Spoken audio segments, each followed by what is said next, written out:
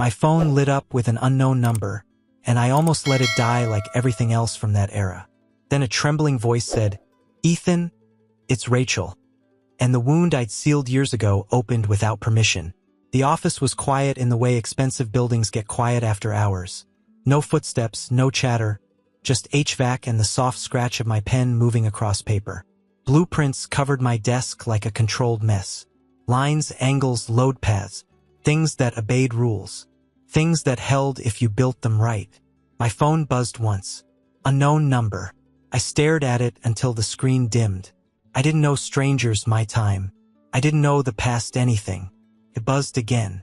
Same number. Persistent. That was either a problem or someone who didn't know when to quit. I answered without warmth. "Yeah." Silence for half a beat. Then a breath. Small, shaky. Familiar in a way I hated. "Ethan, it's Rachel." My hand didn't move, but my grip tightened. I felt it in my forearm like a cable going taut. I didn't say her name. Names give people space. "Why are you calling me?" Another breath, like she was bracing for impact. "I know I shouldn't. I know you don't want to hear me." "That's correct. I'm not calling about us," she said quickly, like speed could outrun guilt. This isn't an apology call." I leaned back in my chair and stared at the glass wall of my office. My reflection looked the same as always. Composed, clean, untouchable. A man who learned to keep his face neutral because the world loves a reaction.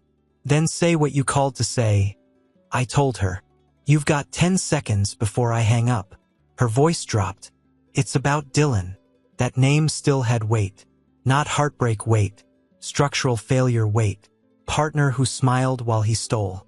A friend who looked me in the eye and lied with practice. I didn't react. I made my voice a flat line. "Dylan isn't my problem anymore." "He is," she said, and the tremble turned into something sharper. Fear that wasn't performative. "Ethan, please. I need 30 minutes. In a public place. Somewhere busy." I watched my own hand tap once against the desk. An old habit, a metronome for patience. 30 minutes for what? "What I'm going to tell you. It isn't about what happened between us." Her words came carefully, like she was stepping around glass. "It's about what he did, and what he's still doing." I didn't like the way that landed. Not because I cared about Dylan, because I cared about control. And that sentence didn't have any.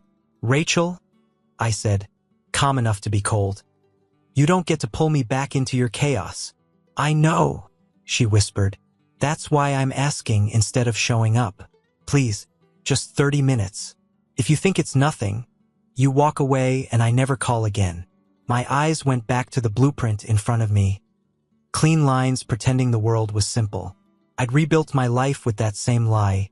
If I designed it right, nothing could breach it. Fear in her voice didn't sound like manipulation. It sounded like someone who'd been cornered for a long time. 2 days, I said. Downtown. I choose the place. Okay, she breathed, like I'd handed her air. Okay, thank you. Don't, I warned. This isn't forgiveness. This is logistics. I understand. I ended the call and sat still, listening to the office hum. My life had been quiet on purpose. And now the past had my number. I picked the cafe the way I picked a site for a building. Sightlines, exits, foot traffic, cameras. I wanted witnesses and noise. Something between me and whatever story she'd brought. 2 days later, I walked in exactly on time. The place was busy in a controlled way. Laptops, cups clinking, a line at the counter, conversations overlapping into a single blur. Nobody here cared who I was. Perfect. Rachel was already there, back corner, half hidden like she tried to make herself smaller than the space allowed. She'd chosen a table tight against the wall. One side boxed in, one side open. Defensive. She looked different. Not in a dramatic, movie-sad way. In a real way. Thinner. Paler. Hair pulled back with zero vanity. Dark shadows under her eyes like sleep had stopped working. Her hands stayed close to her cup. Fingers wrapped tight like it was the only warm thing left. I didn't greet her like an old friend. I didn't smile. I slid into the chair across from her and kept my posture straight, shoulders squared, face blank. You asked for 30 minutes, I said. You have them. She swallowed, eyes flicking to the door, then back to me. You really came. I said I would. Her mouth tightened, like she knew she didn't deserve that much. Thank you. Don't. I set my phone on the table, face up, screen dark. A timer without theatrics. Start talking. Rachel's gaze dropped to the table edge. She kept the table between us like it was a border she couldn't cross. Not to protect herself from me. More like she was afraid I'd disappear if she moved wrong. I'm not here to get you back, she said. I'm not here to ask for anything. You've said that. She nodded once. The movement looked heavy. I've been holding this for a long time. I watched her carefully, not for tears. Rachel could cry when she wanted to. I watched for the microsigns. Breath control, eye movement, the cadence of someone lying versus someone trying to survive. This wasn't a performance. This was pressure. You called it what Dylan did, I said. Not what you did. That's interesting. A flinch. Small, immediate. I know what I did, she said quietly. I'm not dodging it. Good. She took a breath and forced herself to meet my eyes. The day you walked in, it wasn't just betrayal. My jaw stayed still. My pulse didn't. Careful. I'm being careful. Her voice lowered. Because I didn't understand it then. I didn't even have the words for it. But I understand it now. I didn't speak. I let the silence do what it does. Make people fill it with truth. Rachel's hands tightened around the cup. That day wasn't just an affair. My stare didn't move. Then what was it? She hesitated, and for a second I saw the old Rachel. Someone who wanted to control the narrative. Then it cracked, and what came through was smaller, rawer. It was surveillance, she said. The word hit wrong, like a tool placed on the table that didn't belong in the room. I blinked once. That was it. Explain, I said. Rachel's eyes drifted to the cafe around us. People laughing, a barista calling names, someone dragging a chair. Normal life. She looked like she was borrowing it for cover. Dylan didn't just sleep with me, she said, voice tight. He was watching, recording, planning. My spine went rigid without me choosing it. You're telling me he was spying on us? She nodded, almost imperceptible. I'm telling you the day you caught us wasn't the beginning of the worst part. I stared at her, measuring every word like it was a beam I didn't trust. My timer sat between us, silent. 30 minutes. And in that moment, I knew I wasn't here for closure. I was here because something bigger had been built inside my old life, hidden, illegal, and load-bearing. And Rachel had finally found the nerve to show me where it was buried.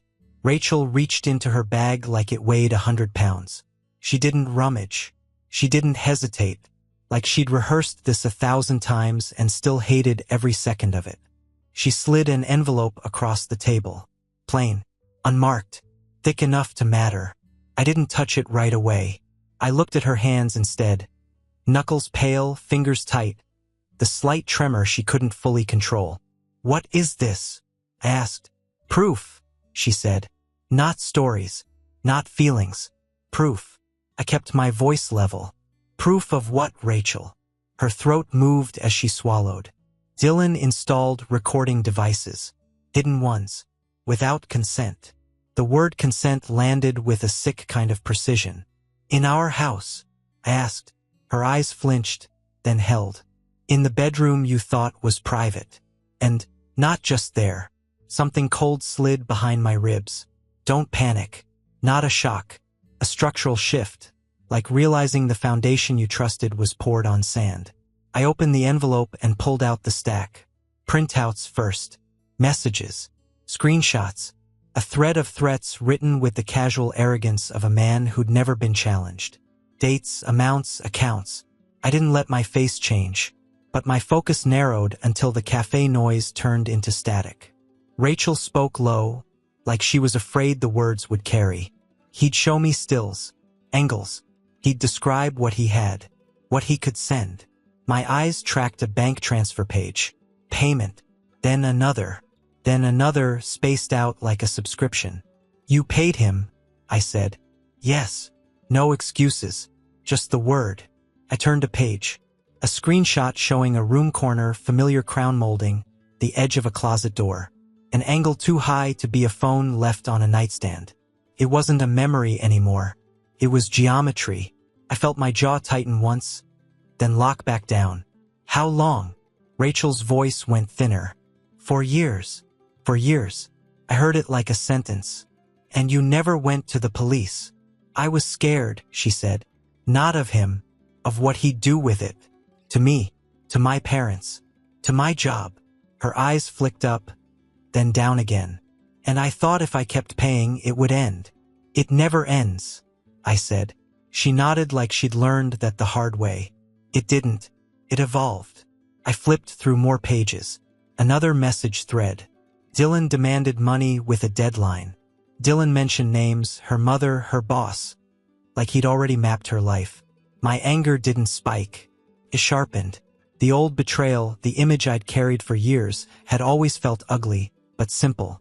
2 people in a bed, a door opening, my life splitting.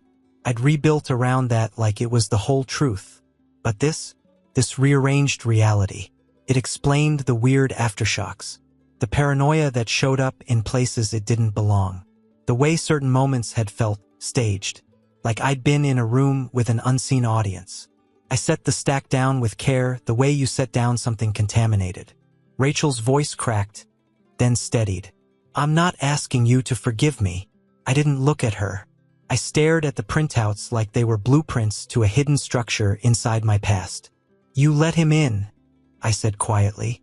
I did, she whispered, and I'll carry that. But Ethan, once he had it, it wasn't an affair anymore. It was a trap. He built it around all of us. I lifted my eyes to hers. Her fear was real. Her shame was real. So was my clarity. And in that clarity, one thing was obvious. Dylan Cole hadn't just betrayed me. He'd been collecting people. I kept reading, and the story stopped being about Rachel. Names showed up that didn't belong to her. Different accounts, different payment apps, different email addresses. The kind of variety you don't get from a one-time mistake. The kind you get from a system. I tapped one page with my knuckle. Who are they? Rachel's eyes didn't want to look, but she forced them down. Other women. How many? She exhaled like the number tasted bad. At least 6 I can identify. There are more I can't. The cafe felt louder for a second. Espresso machine hissing, chairs scraping, a laugh too sharp. Normal life, oblivious. Dylan met them through a gym, she said. He worked there on weekends. He'd flirt, be charming, make it feel casual. Then he'd get invited to a house, a barbecue, a dinner, a quick stop by. My stomach stayed calm. My mind didn't. It started building a map. Social access, I said. Rachel nodded. He'd find a reason to be alone for a minute. Bathroom. Phone call. Forgot something in the car. Her voice tightened. And then he'd place a device. I stared at the paper in front of me, but I was seeing something else now. Dylan moving through homes like he owned them, smiling while he planted a hook. And after, I asked. After he'd wait, she said. Or he'd push it. He'd send a screenshot of a corner of a room. Something only they'd recognize. Then he'd demand money, or favors, or silence. I didn't like the word favors. I didn't ask her to unpack it. I didn't need the details to understand the shape of it. He used shame, she added. Like a leash. I looked up. You're telling me he turned private mistakes into a pipeline? Rachel's mouth tightened. Yes. My fingers slid to another page, an account ledger. Names, dates, amounts. Clean columns like he thought he was running a legitimate business. Predator with spreadsheets. Rachel's eyes glossed, not with tears, more like exhaustion trying to drown her. One of them, Patricia, she broke. Like really broke. Hospital. Months of treatment.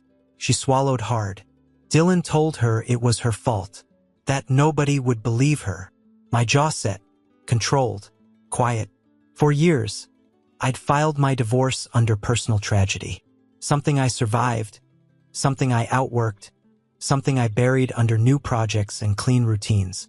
Now I saw it for what it was: collateral damage. I wasn't the only target. I was just the first one who noticed there was a machine running in the walls. Rachel reached into her bag again and set a flash drive on the table like it was heavier than it looked. Black plastic. Small. The kind of thing that can ruin a life without making a sound. I didn't come here empty, she said. I talked to a cybercrimes attorney. Not the police yet. The lawyer told me to preserve everything. Keep it clean. Don't contaminate it with panic. I didn't touch the drive. Not yet. What's on it? Emails. Screenshots. A few audio recordings of his threats. She kept her voice low. Payment logs. Some of the metadata. And names. I watched her closely. You're telling me you've been building a case. Her mouth tightened. I've been trying to survive. Building a case came later. The honesty was ugly, but it was straight. She slid the drive a half-inch closer, then stopped, like she didn't want her fingers anywhere near it anymore. 2 women are willing to talk if they feel protected. One's a doctor. One's a corporate attorney. They're not weak, Ethan. They're just isolated. He made sure of that. I looked at the drive, then back at her. Why bring it to me? Rachel's eyes stayed on the table edge. Because Dylan respects you. That hit like a bad joke, except her face didn't treat it like one. He always did, she continued. Even when he was doing what he was doing, he'd talk about you like you were the standard, the guy who'd actually do something if you found out. I let out a slow breath through my nose. Not anger, not relief, just the ugly recognition of how predators measure people. You think if I move, I said, others will feel safe. She nodded once. Yes, if you go first, it stops being their shame and becomes what it is, his crime.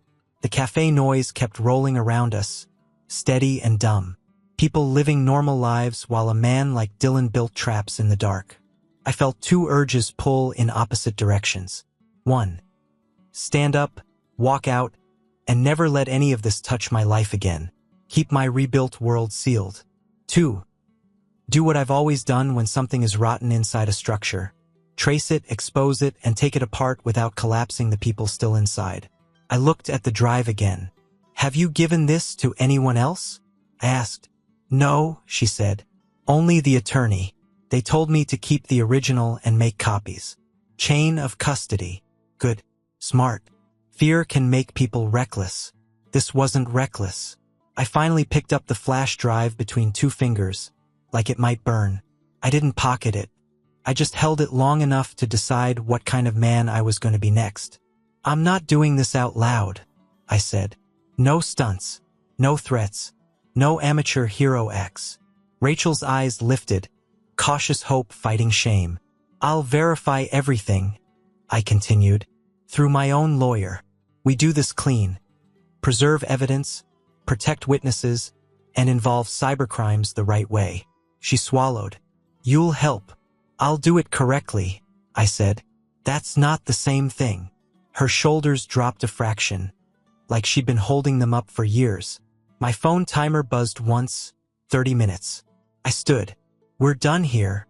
Rachel looked up fast. Ethan. I held up a hand. Flat.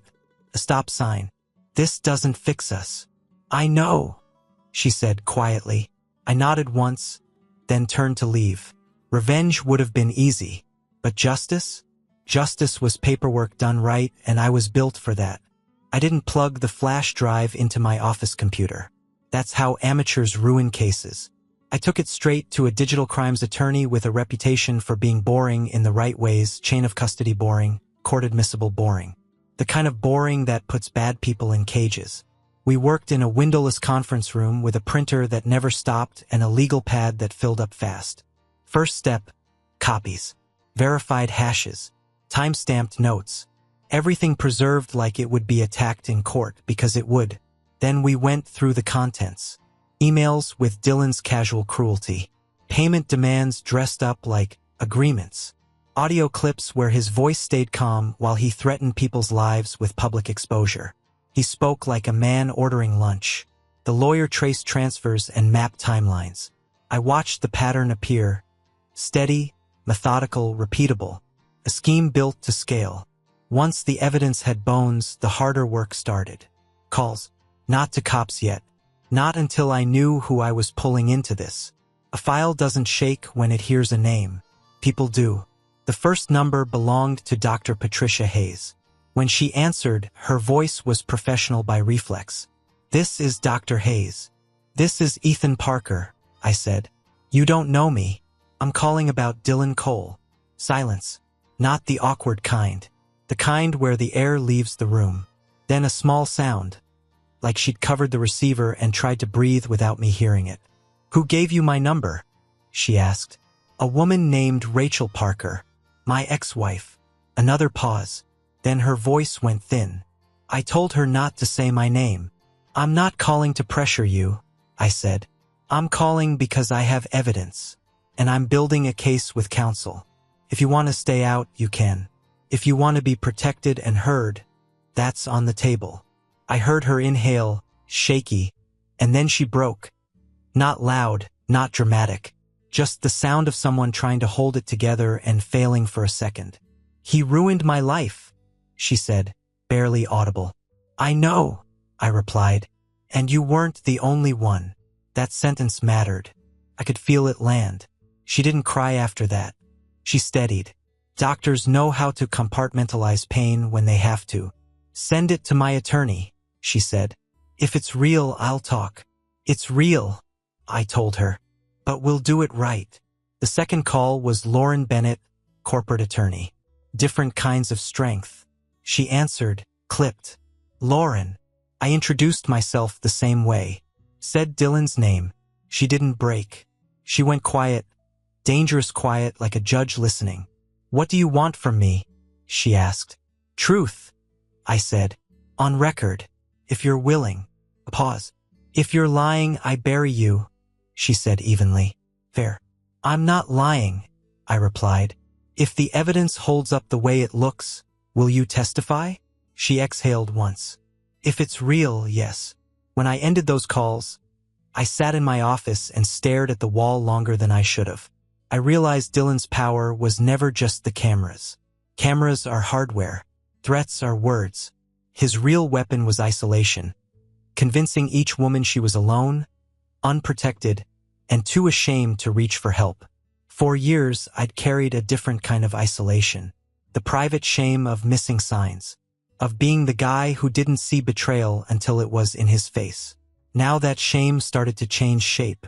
Not into forgiveness. Not into softness. Into clarity. Because the truth was simple. Dylan didn't win because he was smarter. He won because nobody compared notes. And I was done letting him operate in the gaps. Once the statements were signed and the evidence was packaged clean, my lawyer made the handoff to cybercrimes the way you're supposed to. No shortcuts, no hero moves, no dirty surprises a defense attorney could exploit. A detective met us in a plain office with fluorescent lights and tired eyes. He didn't look impressed by anything. That was good. He listened, asked the right questions, and when he saw the metadata and the payment trails line up, his tone changed from polite to purposeful. "Warrants don't happen because you're angry. They happen because you're precise." A week later, the detective called me. "We're executing," he said. "No drama. Just a fact. I wasn't there. I didn't ask to be. I didn't want a front row seat to anything that could be spun as personal revenge. I wanted distance. Clean lines. Process. But I still pictured it. Dylan's house. Doors opening under authority he couldn't charm. Drawers pulled out. Devices unplugged. Drives bagged and labeled. Every object treated like it mattered because it did. Later, I got the summary, recording equipment, storage units, a digital archive organized like a client database, folders labeled with names, dates, and amounts paid. That detail sat in my chest like a cold stone. Predators don't always look like monsters. Sometimes they look like men who file things neatly. 2 days after that, I saw it in the news. Dylan Cole, taken into custody at the gym. The footage was short. Him stepping out, trying to smile, realizing no one was smiling back. cuffs, a squad car, phones up around him, people filming the fall of a man they thought they knew. I watched it once. Then I shut my laptop. I expected satisfaction. I expected heat. What I felt was quieter. Relief, strange and clean. Like finally finding the source of a leak that had been blamed on the whole house for years. It wasn't triumph. It was a frame around chaos.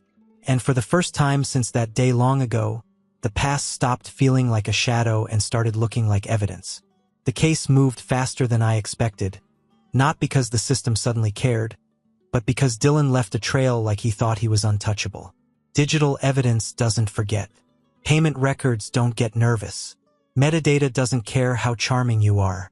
He pleaded not guilty anyway. Of course he did. In court, he wore the costume. Clean shirt, careful hair, the calm face of a man trying to look reasonable. He sat beside his attorney like he belonged there, like this was a misunderstanding that would collapse if everyone would just stop being dramatic. His defense was simple. The payments were gifts. The women were willing. Everyone wanted it until they didn't. Old strategy. Blame the victims. Blur the lines. Force shame back into the room and hope it does his work for him. Didn't. Patricia testified first. She didn't shake. She didn't oversell it. She spoke in controlled detail, what he did, what he threatened, how the money started, how it escalated. She described the pressure like a vice tightening one click at a time. The room changed while she spoke. Not because she begged for sympathy, because she didn't. Then Lauren took the stand and did what corporate attorneys do.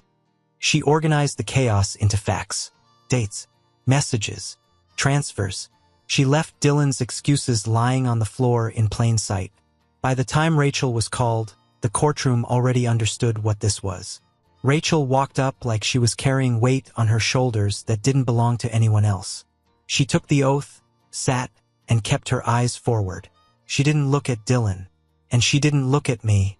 She spoke about 4 years of threats. Panic that didn't stop at daylight, the constant calculations, the payments she kept making because she believed the next one might be the last. She didn't ask to be forgiven. She didn't try to make herself the hero. She owned what she started, and she named what he turned it into.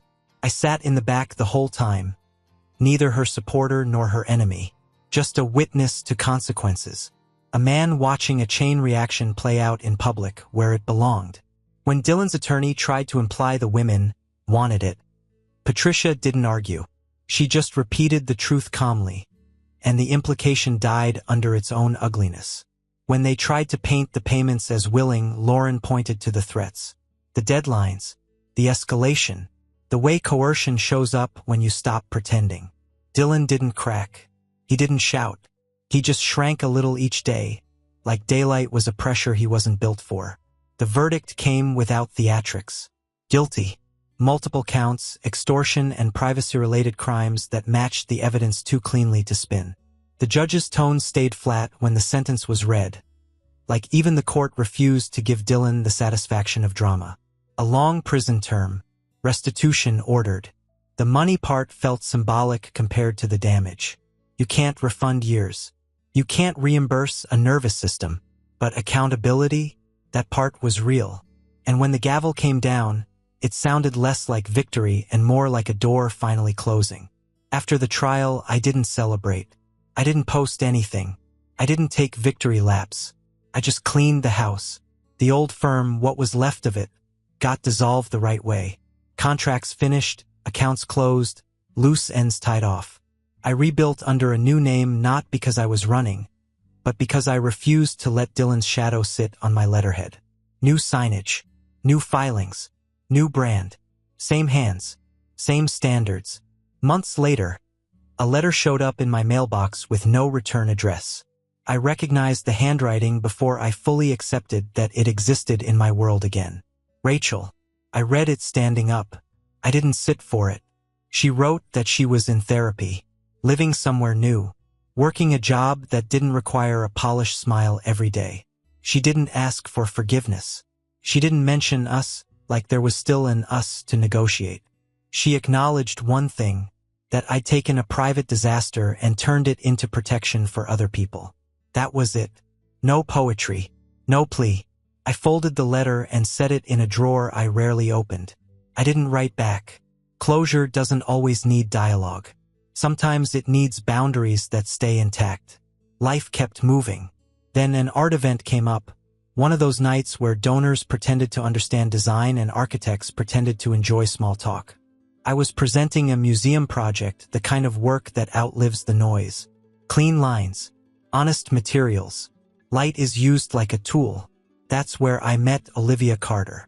Curator, sharp eyes, calm voice, the kind of woman who didn't fill silence out of fear. She asked real questions about the project, why I'd chosen certain sightlines, what emotions the space was meant to hold. She spoke about beauty like it was practical, like it could shelter people. Later, away from the crowd, she asked, "So what pushed you into building this kind of work?" I didn't dump my history on her. I didn't test her. I gave her the truth in broad strokes. Betrayal, a partner turned predator. A case built the right way. A life rebuilt without pretending it never happened. She didn't pity me. She nodded once like she respected the choice. "You handled it," she said. "Most people don't." "No," I answered. "They just let it leak into everything." Olivia held my gaze steady. "And you didn't." I drove home that night in silence. Not the lonely kind, the earned kind. The past didn't vanish. It never does. But I'd redesign it around it. Reinforced the weak points. Exposed the rot. Dismantled what had to be dismantled. And what was left wasn't a fairy tale. It was better. A foundation strong enough to hold a life that finally felt like mine. Subscribe and stay one step ahead of cheaters. And trust me, the next story makes this one look like a fairy tale.